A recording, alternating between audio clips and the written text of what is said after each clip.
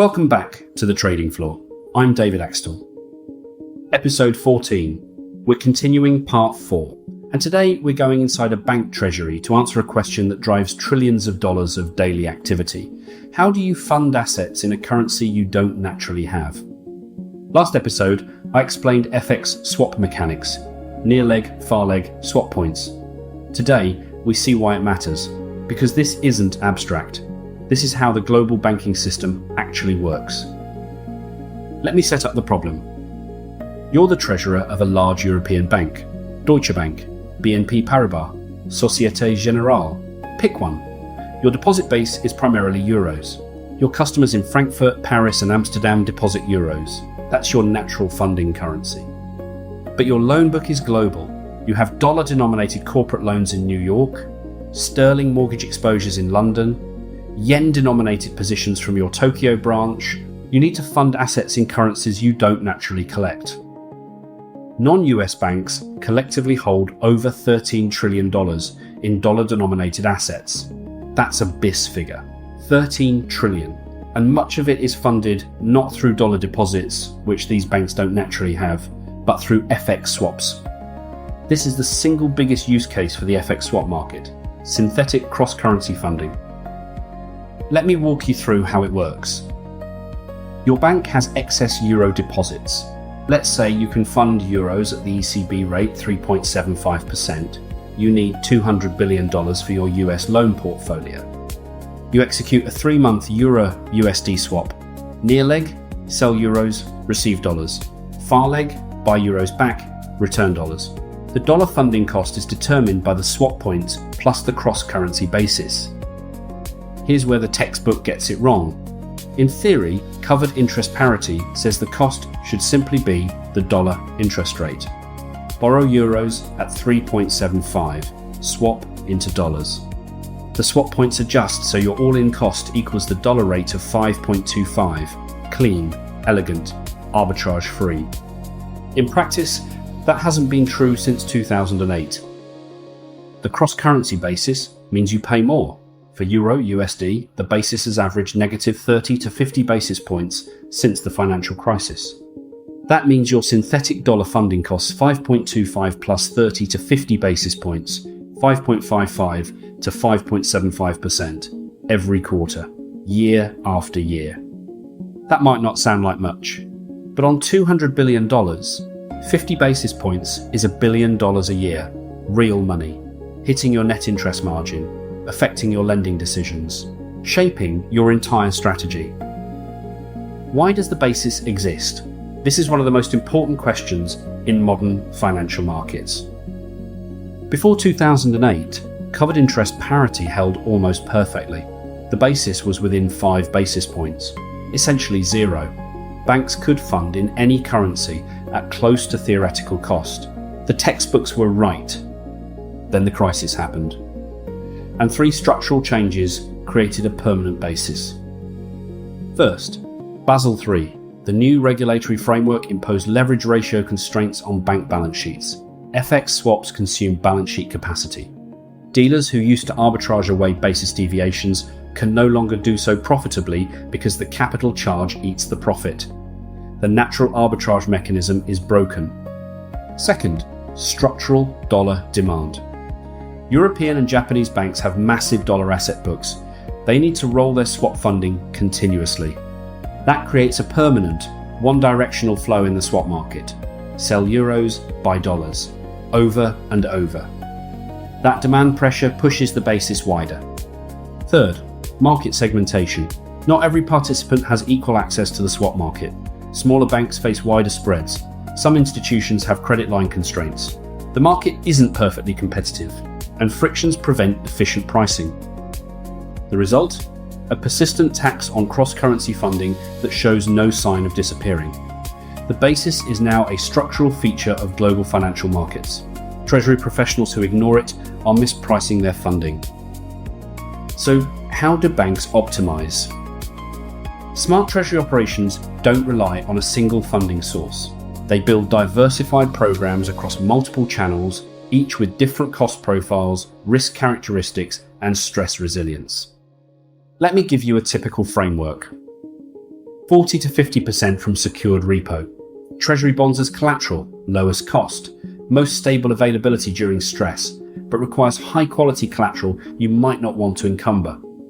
20 to 30% from rolling short-dated FX swaps, TOM next or 1 week. Tactically optimized, flexible, but exposed to rollover risk and basis volatility. 15 to 20% from unsecured deposits and commercial paper. Relationship banking maintains your credit standing, but most vulnerable during stress events, the first channel to close. 5 to 10% from committed credit facilities, pure contingency, expensive to maintain, you hope never to use them, but when everything else closes, this is your lifeline. The blended cost across all channels is typically 50 to 75 basis points below what you'd pay if you relied entirely on unsecured funding. And the diversification means no single market disruption forces you into emergency measures. This is professional treasury management, not minimizing today's cost, optimizing the cost-risk trade-off across all market conditions. The Japanese banks face the most extreme version of this problem. Mitsubishi UFJ, Sumitomo Mitsui, Mizuho. Collectively, they hold $300 to $500 billion in US assets, funded largely through yen-dollar swaps. The JPY USD basis has been even wider than Euro USD at times, -30 to -60 basis points. At those levels, the annual basis cost is $1.5 to $3 billion. Across the three megabanks, that's potentially $10 billion a year in excess funding costs over theoretical parity. This has prompted a strategic rethink. The biggest Japanese banks have been investing heavily in building natural dollar deposit franchises in the United States, opening branches, acquiring smaller banks, competing for American deposits. Not because it's cheap, building a deposit franchise takes years and costs billions, but because the perpetual basis cost of synthetic funding is even more expensive over a 10-year horizon. The target for most Japanese megabanks is a hybrid model: 60% natural dollar deposits, 40% synthetic swap funding, reducing basis dependence without eliminating the tactical flexibility that swaps provide. That's a strategic decision shaped entirely by FX swap mechanics and basis pricing. If you don't understand swaps, you can't understand why the biggest banks in the world are spending billions to restructure their funding. Let me touch on stress scenarios, because this is where swap funding goes from convenient to dangerous. March 2020. COVID hits. Market seize. The EUR-USD cross-currency basis blows out, from -30 to -140 basis points in a matter of days. Dollar funding via swaps becomes extraordinarily expensive. Some smaller European banks are effectively locked out. What saved the system? The Federal Reserve. Dollar swap lines with other central banks.